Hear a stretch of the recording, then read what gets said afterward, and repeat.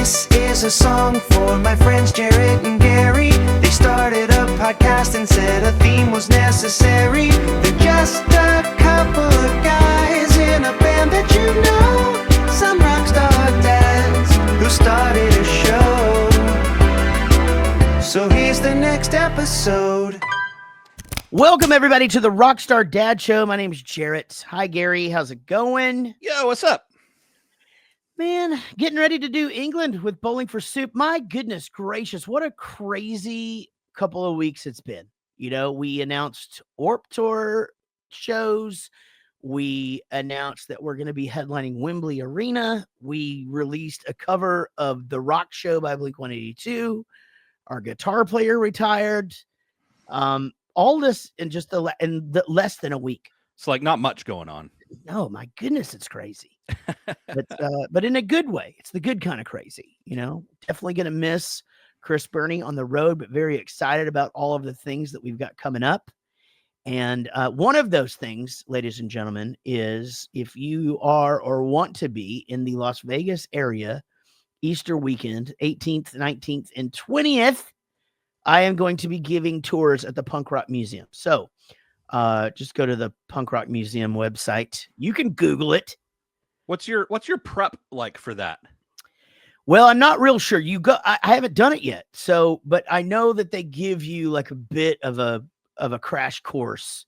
But I think mostly what you're doing is you're just kind of walking around with everybody and just talking about, you know, the bands that they see in there and showing them various things. And, you know, I guess there's kind of a brief history and stuff. And then I think you can sit down and do a Q&A. And so Frank Zumo is going to be there on the same weekend I am, and we overlap one of the days. And so I think we're going to do like a deal where we play some Ramon songs. And yeah, it's just, you know, I think it's just something unique and fun and pretty excited about it, man. That's awesome. You know, I've gotten a couple of tattoos in the last couple of weeks, and so I've sort of got that bug again, even though, man, in your 50s, do they fucking hurt. But I might get a tattoo while I'm there, and just I don't know, punk rock shit, Gary. Yeah. Just punk rock. Yeah, just some fucking punk rock shit. But I'm excited about that. And gosh, guys, make sure you're following along with Bowling for Soup's socials. We have so much stuff coming up and out, and man, gonna be a great year. But welcome to the Rockstar Dad Show. Coming up later on the program, Matt Hilyer is here, who is a very longtime friend of ours. In fact, I would say one of the very first guys, or at least bands that he was in, one of the first bands that we were befriended by when we first started coming down here, and have remained friends, you know, for almost the whole 30 years that we've been a band. And if you want to see me and Matt go get a tattoo together, that is on my TikTok and Reels. You can just say Matt's name, and I start getting multiple songs from different bands that he's been in, songs stuck in my head. Like, you don't even have to hear the song. It just, boom, it happens. But Yeah. We're getting to do a show with him this weekend. And speaking of the tattoo bug, if you come out, we're going to have tattoos at the show. That's right. February 1st, Longhorn Ballroom. If you're in the Dallas area, if you're not, you should get here. Bowling for Soup, full band set, full gosh darn all of the stuff. And then 1100 Springs as well. And then Elm Street Tattoo is going to be there giving tattoos. You can see the flash up on my Instagram. Some really badass shit. And it's all for a great cause. So, man, I'm excited about it. It's been a while since we played Dallas. And so I always really do like when we play here. It's nice to see all the friendly faces. I've got a bunch of messages of people that are coming out, and you know, I know our main posse will be there. And you bringing the family to that show? I think I might be bringing the whole family. And originally it was just going to be me and Anik, and we had talked about bringing Tyler, but my aunt and her family reached out, and they may be coming. Which, if they're coming, that means my mom's going to want to come, which means I don't have anyone to watch me yet. So I may have a whole big old group there. Whole shit and shaboodle. Yeah, man, that sounds great. I'm going to be honest. Like, I think that sounds awesome. I haven't talked to Casey yet, but I do hope that Everett gets to come. And I know my wife is coming. I think all of my neighbors are coming, and So anyway, that's February 1st. That's this Saturday at the Longhorn Ballroom down in Southeast Deep Ellum. Yeah. I guess. So if my whole family's coming and all your neighbors are coming, it doesn't matter if we sell any tickets. It's going to be packed. It's going to be fucking packed. Yeah. You should see. Guys, how many people can you fit in a tour bus? Well, that is what we play when all of these people show up. And it is something else. Man, I'm excited about so many things that we're going to get to do together because, you know, you and I, we get to spend time together. Either we're here or we just had the vacation and it's kind of always something going on, but we haven't toured in months now. And I got to be honest, I'm pretty damn excited about this UK run. This is, ladies and gentlemen, we leave for the UK here in just a few days. Biggest tour of our career. As far as people goes. That's wild. I know. 30 years in, we're doing 4 or 5 arenas on this thing. And it's an insane amount of tickets that we've sold. And I'm super excited. Of course, back on the road with Wheatus and then Magnolia Park, if you guys haven't gotten into them yet. What a great pop punk band. Like one of the coolest things we've done as a band in the past year or so is the crew dudes have like worked up this dressing room box, and it just takes like all of our amenities. There's, you know, wipes and chargers and our PlayStation and all these little things that just makes there's a fan in there and just stuff that makes the dressing room nice. And we're shipping all our gear over there. So that dressing room box is going over. Well, the other day, Dave and Rob and I, who we've started this cocktail club where we have cocktails between VIP and the show, we were talking about, should we have someone try to source some of the items, you know, so we can have stuff over there, because sometimes it's hard to find stuff. And Dave's like, I'm just going to buy it and go put it in the box and ship it over there. And like, that's the most Rockstar thing I think we've ever done.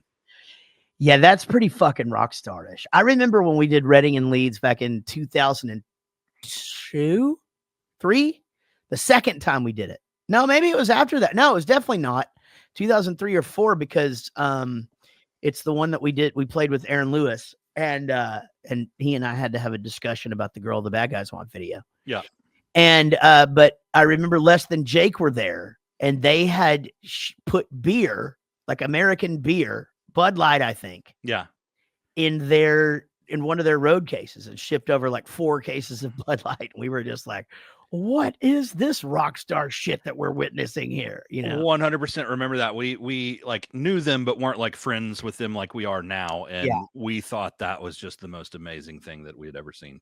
I just thought it was something that you just started doing when you got to a certain place. And maybe it was at that point, but now I feel like there's so many other choices that it's like, I mean, the last time somebody smuggled some Miller Lite over for us, the case, we had 24 beers, and there were still 1 or 2 left when we finished the tour, because you're just like, if I drink 1, I'm going to want 2. And if I drink 2, I'm going to want 4. So I'm just going to drink this other thing.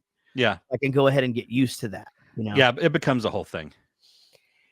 Have I told you that I've explained the saying and the ease and the how to maneuver getting out of a situation to Tyler, of just saying, it's going to be a whole thing. It's going to be a whole thing. You haven't told me about you explaining it, but I mean, it is a magical phrase. Yeah.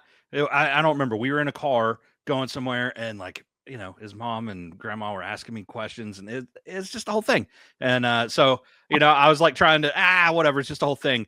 And they stopped asking me questions, and he just kind of looked at me like, what just happened? Yeah. And I was like, anytime like you just don't want to really get into things, just go, it's the whole thing. You have to say it like that. You can't just be like, it's a whole thing, because then people are like, well, elaborate. But if you act like you're frustrated, you go, it's a whole thing. Then people just leave you alone at that point. It also gets you out of explaining a situation to people, though. You can be like, I know I was there, and like, and he was all pissed, and so it was this whole thing. But anyway. Yeah. And then all of a sudden, people don't give a shit about the details anymore. They're like, oh, fuck, it was a whole thing. Yeah, I can't get into that. It was a whole thing. You know what? And so, shit, we understand. We're just as anxious as you are now. Finish telling us, please. You know? Yeah.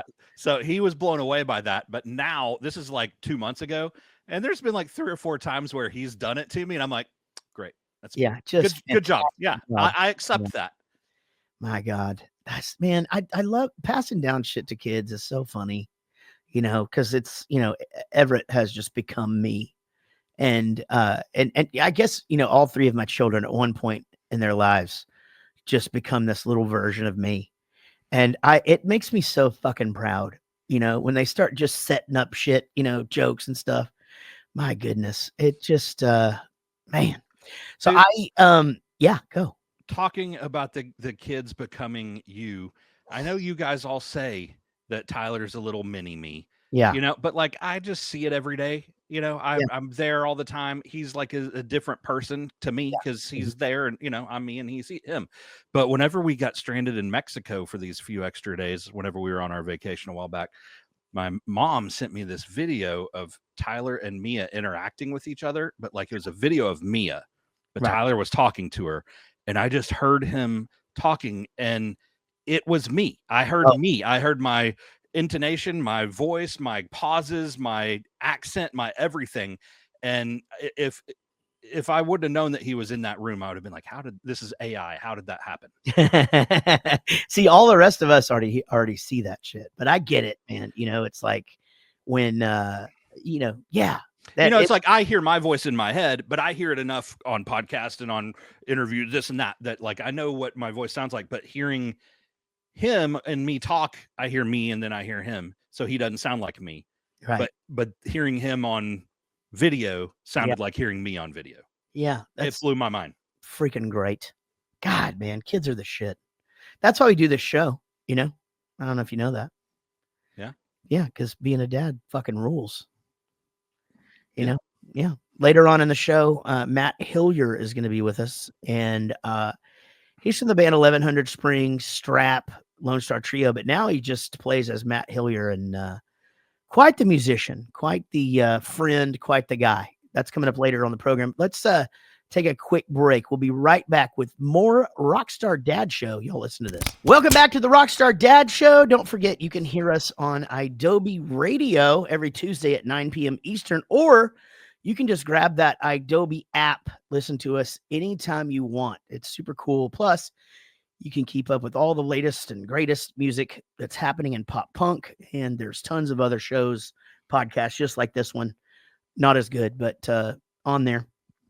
And you can get that right there in the App Store. So go check it out. Adobe app. You don't want to get that. So Gary, here's something that I didn't know. And I don't really know why. I guess maybe I don't know that I've ever been in a house. I think this is the first time I've been in a house for over 10 years. Okay. In my adult life. I get, you know, I've moved around a little bit, and I have stayed at some places quite a long time, but I guess I never made it quite to 10 years. And we have officially been in this house 10 years. Now, guys, listening to this, and I know some of you are like, what could this information he's about to give us be? And I'm going to give you the lowdown on some shit, guys, that it's going to one day, you're going to be like, fuck, this is what's happening right now. Jaret told me this was going to happen, and it's happening. When we got back from Mexico, we walked in the door, and one of the smoke alarms was beeping as though it needed to have its battery changed, right? Mm-hmm. Now, here's what's weird. At the time that I go, well, I got to change the battery in it, and Casey goes, or it might just be going bad, and I'm like, nah, it's just needs a battery, right? Now, that later that night, another one started doing it. And so I changed the batteries in both. The next morning, it was not my turn to wake up with Everett. It was Casey's. But I was awakened at 7 o'clock in the morning on my day to sleep in because one of the ones that I just changed the batteries on started chirping. Then later that day, another one in another part of the house started chirping. So what I realized is when they say they last 10 years, they fucking mean it. Like, I think they're programmed to literally stop working in 10 years. Yeah. And you know what it is, Gary? It's a profit deal. They want to sell you some more smoke alarms because now I have no choice but to replace them all.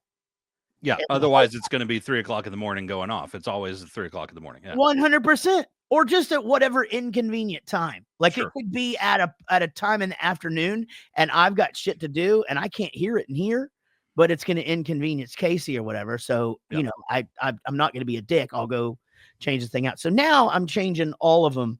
But here's the thing. And this is where you guys can get ahead on this. So historically, you change your batteries in your smoke detector twice a year, right? Yep. And then when you change your clocks. Listen to this. Smoke alarms now come with a 10-year battery. You no longer have to change the goddamn batteries anymore. What brand did you buy that's doing that? It's the kitty, the thing. It's the normal thing. Not the First Alert or whatever? Now, mine are the KIDDE. Ah, I think it's called. But anyway, they make all of them make it now. First Alert has one too. But so mine are hardwired, which is all your battery is doing is just being a backup. Yeah. Right. So like it's like the power has gone out and you still need smoke alarms. That makes sense because perhaps it's an electrical fire and the first thing that happens is the breaker goes away, right? So guys, we need this battery backup. All right. We're gonna want to have that for the smoke alarm. Yeah. But now they've created a fucking 10-year battery. So anyway, it's going to be a pain in the ass. I have 12 of them in my house.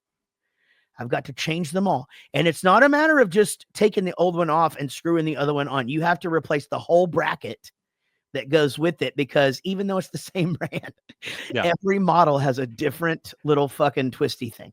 So it's so funny that you say this because you can't see it right outside of my office door right now. I've got my ladder out there because I've been changing smoke alarms too. But mine are so old. My house is 20 years old now. So it's 20 years old. So I've done this before. But anyways, I bought the exact same brand. It looks the same, it's just a newer version of it, right? So I took the old ones off, and to get the new ones in there to plug the hard wire into the new one, they've made a different bracket. No fucking way. Yeah. So now I'm fairly handy. It's not the craziest thing in the world, but you got to go to the breaker box and turn it off for that room. And you got to change the wire and you got to get it back in there, whatever. Right. It's not that big of a deal. It's more of a deal than it should be. So I've gone through my house and I've done all that, but there's 3 different ones that I can't figure this out. Cause even when I turn the breaker off, there's still a hot wire on them. So I've changed them all except for 3, and I'm trying to figure out what to do with there, or if I'm gonna have to have an electrician come change a fucking smoke alarm, which I just can't wrap my head around that. I think the fire department will come do it for free. Somebody told me that on Instagram. Huh. But I don't know. And I don't know if you want to bother those guys. You're probably like me. You're like, I'm just gonna call the electrician. Yeah. No, I mean I've got a friend that's an electrician, but I'll still pay him, but like I'll give him the business, but that's not something you have to pay someone for. I know, but now that you said that, I'm thinking about just hiring somebody to come do it just for the time. Because fuck it, it's going to take me, a couple of hours. I can do a lot in a couple of hours. I don't know. Fuck it, I'll just do it. But fuck smoke detectors. Apparently, exactly 10 years, and so that's what happens, man. Also, this is another weird thing. There were 2 different kinds of smoke alarms in my house. So the bedrooms had one kind and the rest of the house had another kind. All the same brand, but a completely different model. Were some of them just smoke and some of them carbon monoxide and smoke? Yes, that's what I was just about to tell you. And that's where, but I could, at first you're just like, what the fuck? Like, why would they do this? Yeah. And, so I just got them all both, and now they communicate with one another. So if I guess once I get them all in, if one goes off one place, they all go off everywhere. So, that's good. That's, everybody wakes up if there's a fire. Yeah. Or if somebody is overcooking bacon.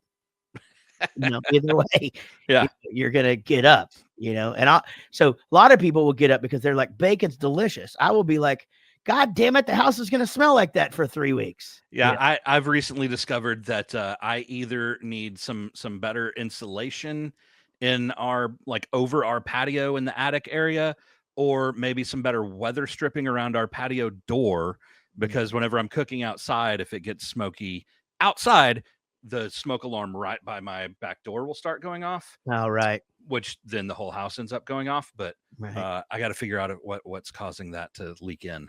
I believe that happened when we made the My Weena video, if I'm not mistaken. It did, but there's a lot of smoke for that. The guy, in fact, I ran into that guy. I can't remember where, but I ran into the guy who was like, dude, I worked on the My Weena video. I'm the guy that almost set your drummer's house on fire. And I was like, oh, great. His day was already long, bro. Thank you for making it longer. Like, Jesus Christ. I'm like, if you meet him, maybe don't say anything. No, I actually have ended up staying in touch with him a little bit. It's weird. He worked at what he told me that day got him into cooking, and then he started working at like a barbecue store that I would shop at. No shit. And then recently he's opened up like a school bus / pizza truck place. No fucking way. Okay, so whoever that guy is, I ran into him somewhere, and he came up and started talking to me. But so yeah, so that was the deal, right? He was just some dude, a grunt on the set, and they needed him to start making lunch, right? So they fired up your barbecue, and the guy didn't know what he was doing. Yeah, and so now he's all into cooking and shit. Yeah, isn't that crazy? Yeah. Yeah, guys, the My Weena video is it was supposed to be this really low key, just run and gun video that we were gonna do at Gary's house, right? And so, I lived in a neighborhood, Gary lived in a neighborhood, and Gary's wife was a little more easygoing than mine. Turns out we made the right decision, because I don't know that we would have even got to shoot it at my house, because this low key video that we were doing, I pull up that morning and there's two fucking cargo trucks outside just with gear and people hauling shit in. And I'm just like, oh, fuck. This is not good at all. Like, I mean, this is going to be way too much. And so they built a which, by the way, I fucking hate when they do this on videos, like make tracks and shit, because you can do that with just a camera. Like, but they made a track through your house and broke the tile and, scuffed up some walls, almost set the house on fire, and then set us up in the street. We got sunburned and the cops called on us. And then we had to walk down the street with a 7-foot penis in front of your neighbors whom you didn't really know yet. Yeah, it was a big day. It's a big, big day. Yeah, a lot going on. Isn't that crazy? That was like 16 years ago. Man. Seems nuts, right? Yeah. That's hard to believe, but I mean, yeah. If you look at the video, we look 16 years younger. Do we? Yeah. I just know we look sunburned as hell. Yeah, we were. And then we had a photo shoot the next day, and we were all just red like lobsters. Right, but that worked out, because then we just were like, where could we make this make sense? Oh, a swimming pool. Yeah. So we went and just got in a swimming pool. Remember, is that Jason Janik's parents' house, or the photographer's parents' house? So we had done all these other photos, and it was like, man, what can we do that would make this make sense? Well, let's just go get in his swimming pool. He goes, we can go get in my parents' pool. So we go over to get in his parents' pool, and it's like, hey, do they have any beer? And it was just these wacky green beers. And so if you open up Sorry for Partying, you see us drinking these beers that you would never see Bowling for Soup drinking, but we were happy to have them. Yeah. And then we went, that's always the point, right? Where like somebody's like, here, y'all have these beers in this video shoot. And then it's like, that's great. Hey, somebody go get a shitload more beer, because we've already opened the tap now. Yeah. Like, this is where fucking wheels come off, Yeah, that's the once you pop, you can't stop. That's right. Potato chips, but it works for beer too. Yeah, I'm excited. Jason's gonna come out and take some pictures this weekend. And God, that guy has been he's a really good photographer. He did Hangover, Sorry for Partying, and Jaret Goes to the Movies for sure. And but a bunch of stuff on Quick and Dallas Morning News and stuff for us, and so we're gonna see him. Also has a bunch of cool live shots too that he's got from different shows over the years. Oh, dude, that guy, yeah, he's seen everybody. But I mean, yeah, he's got like he did that last Dallas Tom Petty show, which was really cool. That's a claim to fame. Yeah. Well, guys, coming up on the last segment of the show is Matt Hilyer. By the way, did you know that if you listen to this on Adobe radio, that you're sometimes missing part of the show? Well, you can get that whole show on the podcast app that you like the best. Just go search for the Rockstar Dad Show and click on subscribe. Maybe leave us a good review if you're feeling so randy. But coming up next, Matt Hilyer is going to be here to talk about almost being an empty nester and his kids being musical. It's going to be a great time. That is coming up right after this. Y'all listen up. Doing it from home. Yeah. And I'm like, oh, yeah, no, we're doing it from your home. Did you come over last time? Yeah. Last time we did it, he was here in studio. But once the COVID hit, we had to stop doing it in person, and we just never went back. So that was when we were drinking all the time too, right? Like, were Gary and I having beers or no? We weren't having beers. I remember that. Or maybe, I don't know. Maybe we did have a beer. I think it was like morning time. We may have been having coffee. So what? Oh, okay. Man, So boring. I forgot all of it. Man, it's so weird. Post-COVID is so strange because it's like it did away with so many things that Gary used to come over here. Sometimes we would just drink into oblivion. But yeah, I forgot. Shit.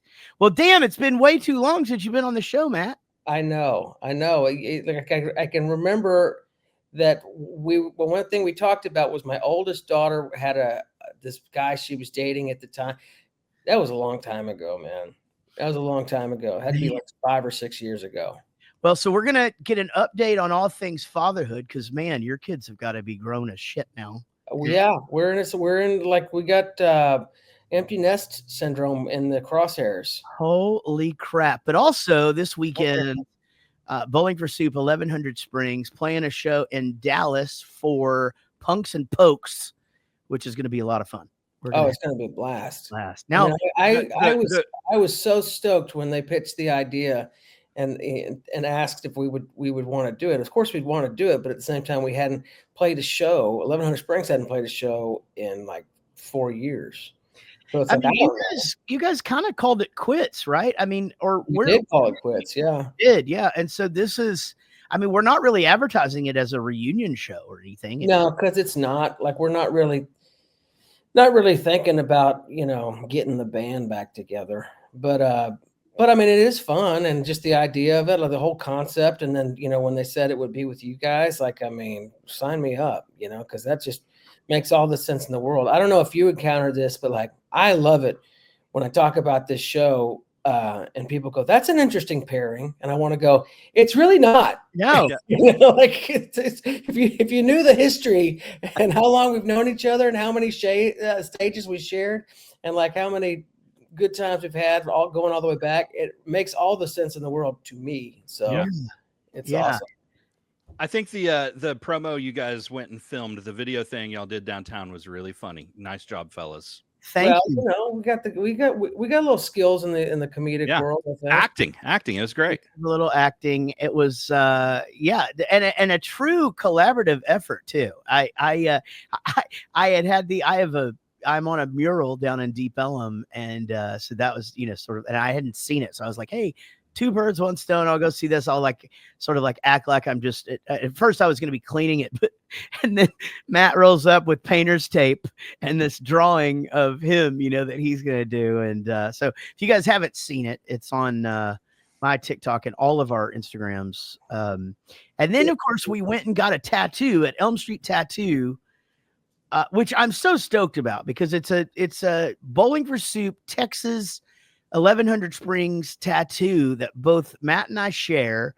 We got it at a historic tattoo place in Deep Ellum, Dallas, and for a great cause because the Deep Ellum, Elm Street Tattoo is going to be at the venue doing tattoos during our show. Yeah, and we have. Let me look at the flash again, but I don't think our tattoo. No. It's so that makes it to where ours is specific to just us. Yeah. Which I love, but then at the same time I look at the flash that they did and I'm like, dang, I kind of want all of those. I know. The flash is so good, man. It's but also I think we had said you can get this tattoo. So maybe we need to tell Oliver to just have that as like a sidebar that they can get too. you like know? like one of those like fast food off the menu items. Oh, sure. Yeah. You have to ask for it. You got to You- have it. Now they have these hacks where you can make a double-decker taco with 2 things for the 99-cent menu or something like that. And so it's said to save you money. So Yeah, basically, we gotta come up you're with an saying you want item to get Taco Bell and tattoos? Is that? Taco Bell and tattoos. No, it's called Punks and Pokes. But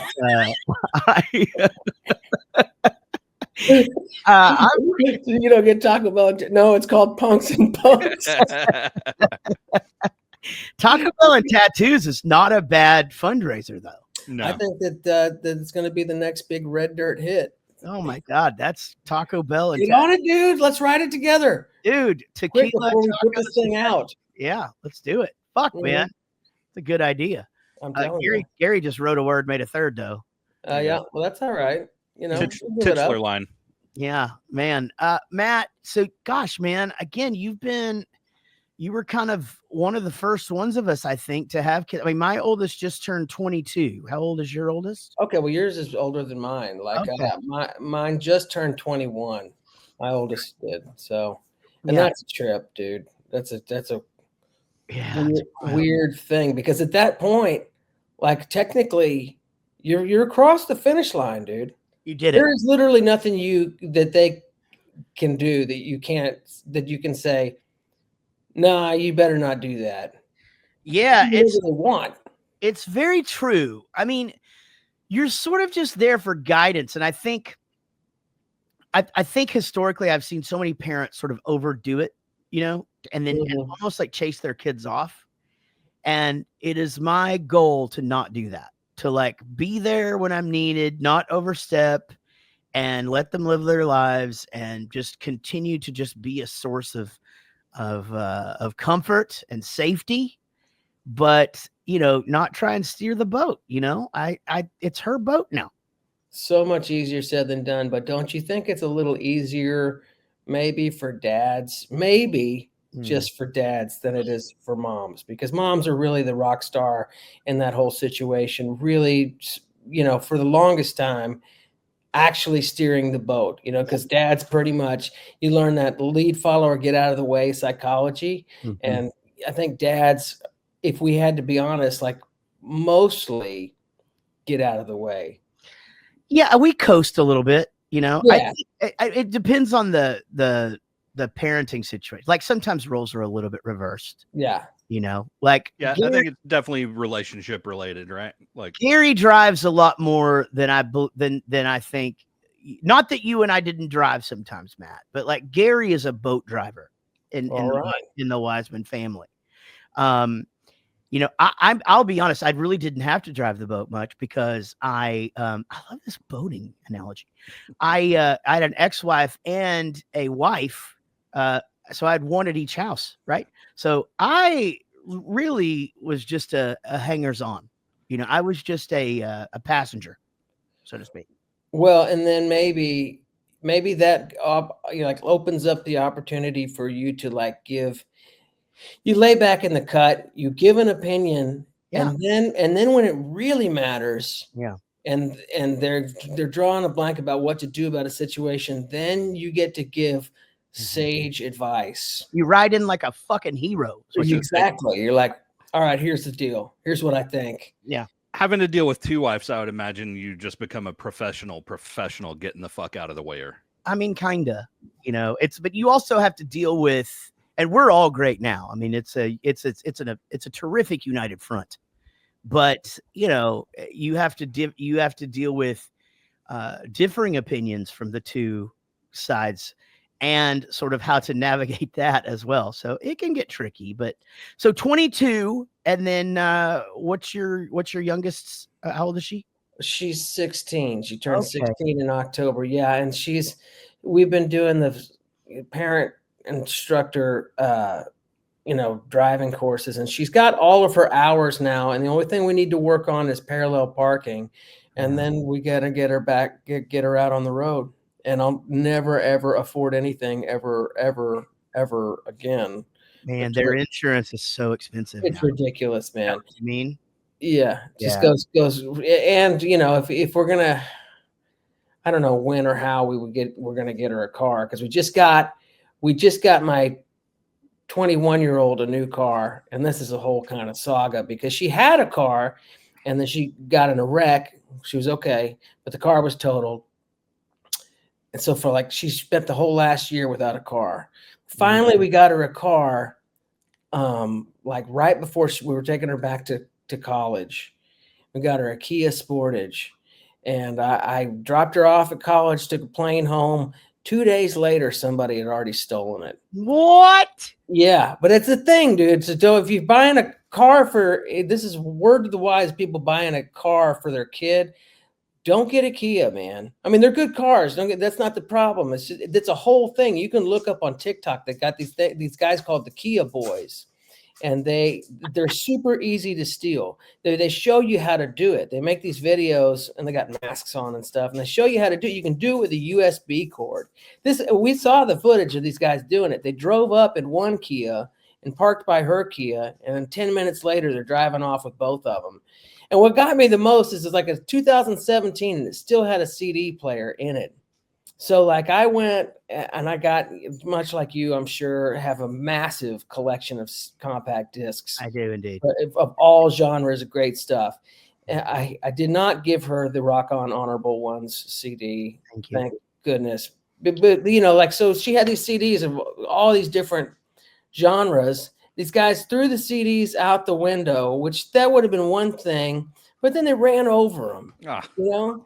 And it's like, what did Sly and the Family Stone ever do to you? You know? So is it just for like a joyride thing, or do they take? Yeah, that's it. They drive it around, they total it, they smash into things, and then they leave it someplace. They found it like a week later, and it's totaled. And so then she didn't have a car for a while, and we just bought her a new car, and it's a stick shift, which is I didn't realize you could even get. I thought you had to ask special for that. I honestly did too. I thought you had to order a car without an automatic transmission. I think you do, but then this guy came in. We were going to go look at it, and the salesman comes in like he looked like he was just about to deliver this really bad news to us. It's like, y'all, it's a stick shift. I'm like, I think that's great. Personally, learn how to drive. My first car was a stick. You know, figure it out. And I had to call my daughter. It's like, hey, look, this is a cool car. You like it? We got her a Subaru Crosstrek, and that's a good little car. Yeah.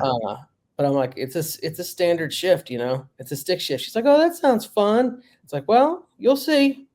You'll see. It's a whole different. You're not going to be texting and driving anytime. You can't text and drive anymore. You know, eating is you can only do that on the highway, and you really do have to have a co-pilot to be able to to eat and drive in a stick shift. But and they were like detailing it to. And I'm waiting for like a long time for them to finish detailing it. Finally, this dude comes in and he's like, sorry it's taking so long. Nobody in the shop knows how to drive a standard to bring it up here. I'm like, you guys work at a dealership, man. Come on. Nobody in the shop knows how to drive a stick shift. Losers. Dude, try and pay cash at a fast food place and watch the teenage. Actually, I'm not even going to pick on teenagers. Watch anybody try and count back fucking cash change to you. It is hilarious to see. I know. I mean, and most of them won't even try and count it back. They just hand you some shit, and you're just supposed to, trust that it's the thing. Well, if you give them like the extra buck so the change makes more sense, they just look at you like you gave me too much. You have just thrown them the SATs. Yeah. Oh yeah. It's like trying to remember a phone number anymore. Yeah. Right. I think I still have that skill though, to a degree. Do you? I think we talked about this on this show. I think I know my phone number. I know Casey's phone number, and I know pretty much most of my friends' phone numbers from back in high school. Yeah, I know mine, my wife's, and my house phone from high school that no one's lived there for 20 years. Yeah, I know my wife's. I know mine. I know my mom's, and I think I know my oldest daughter's. I don't know my youngest daughter's Yeah. I think that even that like is just like in a matter of years. Why Just, would you? I knew my grandmother's until she passed away, of course, but that phone number was, I remember that they changed the area code. You guys remember when they did that to Mhm. like Fort Worth and Wichita Falls and stuff? They did it in Oklahoma too. I Yeah. don't not only not know my son's phone number, I wouldn't recognize it. If it showed up on caller ID and didn't have his name, I wouldn't know that number. Yeah, same. Yeah. Well, we're a bunch of old farts, Yeah. I do know my ex-mother-in-law's phone number though, because it's 1 digit off from mine, because my phone number is still my ex-wife's first cell phone number that I've had since like since The one you wish you could forget. 1997 or some shit, like Yeah. 96 maybe, I don't know.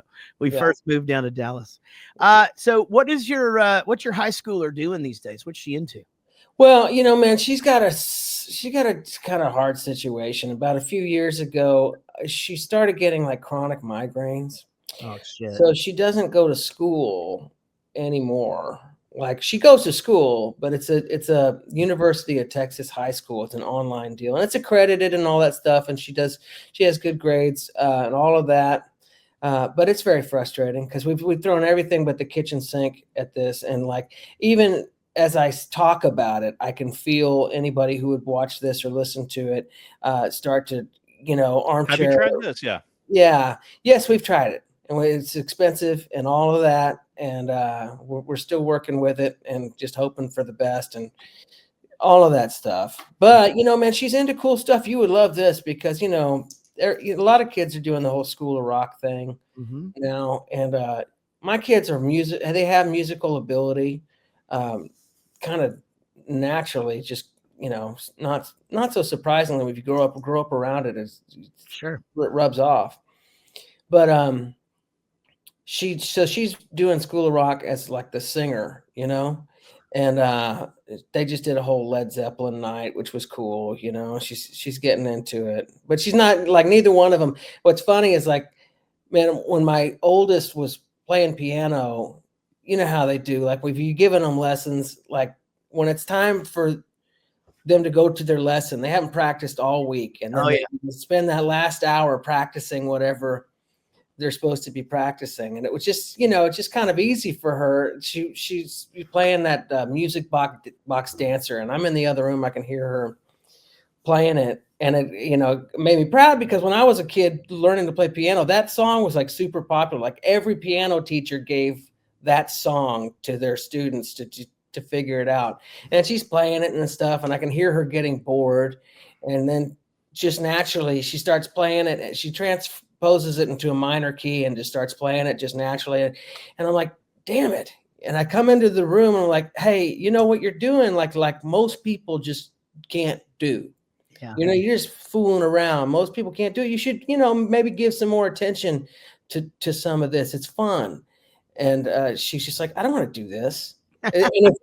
Right. Like, and she's more of a visual artist, but like they both have the ability. But I also feel like it's a lot of that answer came from the fact that they look at what I do and what I get to do and what I have to do to keep the lights on, and they're just like, nah, I don't think so. I can't say enough about the School of Rock thing. Like I don't know what your experience is, but Everett did it for about 3 years, and man, we just loved it. And he eventually bailed, and it's really because he's kind of just overwhelmed with everything else, but he still takes piano and drum lessons separately, and then he has drum lessons at school, and he's in school band, and so I think he was just musicked out, but man, the time there was great, and just how they set up the shows, like, and it's a show, like, if you're not up there with your guitar and it's time for the show to start, they just start. You're fucked. If you don't have your drumsticks, a teacher will sit down and start playing drums. Like, it's up to you. Like, you're supposed to be at the gig, and just a really, really cool organization. I think so too, man. And like, what's funny is that, I started young, and of course I started young in a way where like there was no School of Rock. So people's music outlet was really just you were in band in school. Mhm. or you put a band together and try to get a show someplace. Right. Do any of that. So, there's people like who they want to talk. They're like, do you think you would have been doing the School of Rock thing if it was around when you were young? It's like, probably so, but it's a totally different. How would I ever know? Like what's cool. There's so much is cool about it because they keep, the school educational programs keep the music and the arts are the first thing to go. When they start trying to save money, that's the first thing to go. And like, so there's less and less of an outlet in schools for people to do something musical than there ever has been. So then the fact that they can go and do that, and I love that in a large way, they make these kids play different instruments. Mm-hmm.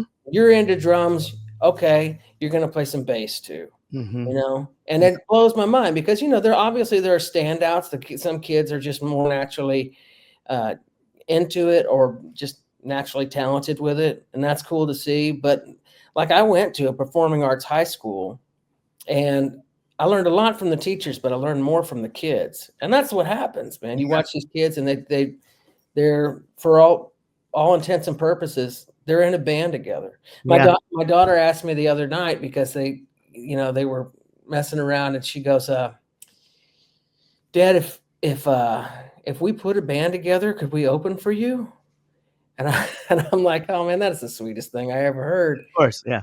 Probably not.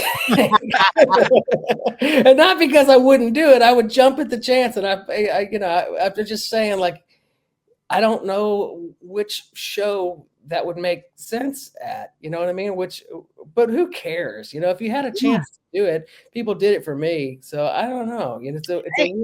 Cody Canada's been doing it. His kids been opening up everywhere for him. And, both his kids, it's funny is you just stumbled on something that I've not really thought about. We talk about it, constantly. You talk about it in groups or on the show or whatever, but like, about the whole thing of like, oh man, we got outside on our bike as soon as the sun came up and we came home when it went down or whatever. Our mom didn't know where we were and all that, and same as the three of us all were playing in bars at 13 years old too. You know what I mean? And like, you couldn't imagine outside of a group like this. Of course they do play bars on Sunday afternoons and stuff like that, but you couldn't imagine, I can't even there's no part of me that thinks that in a year Everett's going to be ready to be going out with dudes that drive playing in bars at 13 like I did. It's just that seems crazy. Right. But that was the only way to do it. And then, especially, and you can attest to this, both of y'all can, I'm sure. It's just that with that model, like it was one thing for me to play rockabilly and country music and then have all these older cats like who played at honky tonks and things like that. There was an infrastructure for it, but for young kids playing punk rock shows, like they made clubs up. Somebody got like a warehouse space with zero permits and zero. There are always the most gangster situations because it's just a bunch of young punks who got hold of a space and threw it together, and so many like national punk bands would come and play to these places because there was no infrastructure for that kind of music. So like that scene, and specifically like they had a place called Slip Disc in Dallas that all the kids would hang out at, all the punk kids would hang out at, and it wasn't anything but I don't know how that happens, like in this day and age. I guess I just don't know about it because I'm too old and out of touch. But I hope that there's some sort of weird spot where these kids just sort of take over and hush hush. The Cro-Mags are coming to town. And and they're a national band. How did those guys get to know it? Like it's just a different time, man. It is. Yeah. I don't know. I don't know. I'd be interested in that too. Because I feel like they've evolved into such a different, they have parties now at Airbnbs. Like nobody tries to have a party at their house anymore. They rent an Airbnb and it's in an adjacent town and they go there and they they have the party and they either pay the fee or they clean it up, and it's just a changing time. Yeah, I can't tell you how many shows, even on the road, that we would stumble in and it'd just be in some evacuated warehouse or whatever, and they're, the show was supposed to start 3 hours ago and they're still trying to figure out how to set the PA up, and oh yeah, know, and that whole model, I hope it still exists, because it lasted. We played shows like that with Lone Star Trio. I know that. You wind up at this. Did we ever do a show together at the Vistari Lounge? So we never played with Lone Star Trio. We didn't meet you guys until Strap. And then, so we were, cause we really didn't get to town until like 96. Yeah. We were kind of Wichita Falls, and then starting to play in Abilene and San Angelo, and then finally Denton, and then got to Dallas around 96, 97. Oh, I remember. Yeah. We're all too well. I feel like you guys were in a situation where y'all were from Wichita Falls, but had to sort of tell people you were from Denton, because somehow people, especially in the guys with their nose turned up, maybe in the Dallas scene, they weren't going to take it seriously, which was so stupid. But it wasn't just in Dallas; it was everywhere. Like if we were to go to Abilene or San Angelo, which, as you know, I think we took you guys there, right? We were king shit in all these little towns, and the way we got booked there was telling them we were from Dallas. It was like, if we would have said we were from Wichita Falls, they wouldn't even have given us the time of day. It was just, there was some sort of magical thing about being from the Dallas Metroplex. Well, yeah, being on the flip side of that, like growing up at going to see shows at the Refuge where Chris used to run. Yeah. There's 100 bands from Dallas from Abilene or Tulsa or Wichita Falls, and no one gave a shit. But if anyone came from Dallas, holy shit, that place was packed. No one had ever even heard of this band, but 400 kids were there. Yeah, it was interesting that Hagfish did as well as they did, being from Sherman. And I remember thinking that, like, man, they don't have to lie about where they're from. And we caught so much shit. But the truth of the matter is that we did live in Denton by the time things just started going well, and it was just one of those things where it was just easier to say we were from Denton or Dallas or whatever. But yeah, I mean, we were definitely lying about where we were from early, because it was very clear that in order for people to take us seriously, we couldn't actually be from where we were from. Well, that stuff never ends, man. Like we put together 1100 Springs, we're traveling all over the place, and we always waved the flag proud, because we were one of the few bands that played country music from Dallas. But then when we go and say that we're from Dallas, especially if you go to Austin, like you'd be in Austin trying to break that market, because you feel like if you could break the Austin market, somehow all the dominoes would fall, and right after. But I remember playing one of these Wednesday nights at the Continental Club, and just like, yeah, we're 1100 Springs, we're from Dallas, Texas. And so I just hear somebody go, why? Like, man, I got to be from someplace. You got to be from someplace, bro. Now I laugh about it, because Austin is just as screwed as far as infrastructure, if not more than we are, like it's just traffic is worse, But anyways, you got to be from someplace, and every single city, in my experience, sucks in its own specific way, and they're cool in their own specific way. And it always just depends on who you're hanging with and where you're at, like so true. Just that whole pissing contest about that stuff, just, it's so stupid to me. Yeah. Anyway. Yeah, I do agree, man. Well, dude, thank you for coming on the show today. And I'm sorry that I have, I feel like I've made your life chaos in the last week. Man, it's like, this is great. Like getting to hang out and talking like on a regular basis.